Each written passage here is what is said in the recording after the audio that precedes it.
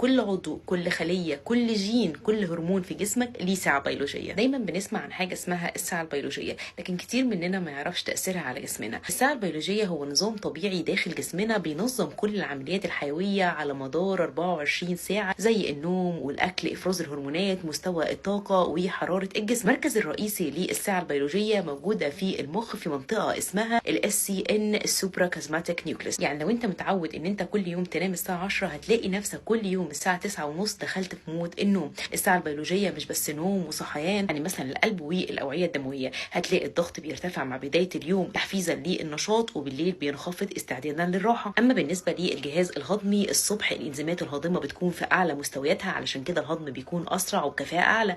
أما بالليل بينخفض نشاط الأمعاء، وبالتالي لو أكلت أكل تقيل بالليل ده بيسبب مشاكل هضمية. وهكذا الكبد الصبح بيكون نشيط في التمثيل الغذائي، في تنظيم مستويات السكر في الدم وتكسير السموم. بالليل بيركز على إصلاح نفسه وتنظيف الجسم من كل السموم. العضلات، أفضل قوة عضلية وأداء رياضي بيكون العصر ما بين الساعة 3 للساعة 6 مثلا، وهكذا. طب لو جسمك بقى اشتغل عكس الساعة البيولوجية، الناس اللي بتسهر وتقول لك أنا كائن ليلي، أنا بحب السهر، أو الناس اللي بتحضر شفتات مسائية، أو الناس اللي بتسافر لأماكن بعيدة وقت الغروب أو الشروق مختلف عن البلد اللي كان فيها، يحصل اضطرابات في النوم بيكون ضعيف أو متقطع، ومفيش نوم عميق، والنتيجة هتكون قلة التركيز والنسيان، ومزاجك طول اليوم سيء. بيحصل عندك لخبطة في الهرمونات، هرمون الكورتيزول بيطلع في أوقات غلط، فبتحس دايما إن أنت متوتر.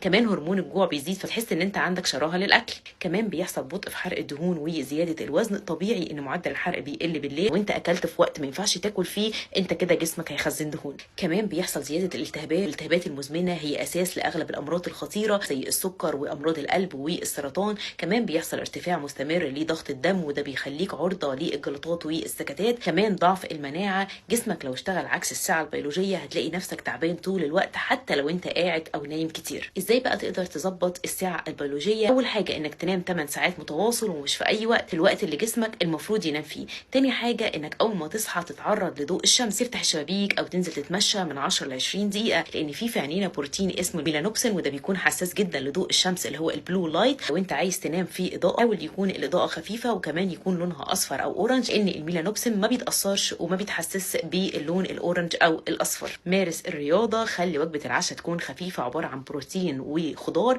كمان خليها تكون قبل النوم من 2 ل3 ساعات. كمان تحديد وقت ثابت للنوم ووقت ثابت للصحيان هيساعدك انك تظبط الساعة البيولوجية لجسمك. عايزين نعيش حياة صحية سليمة.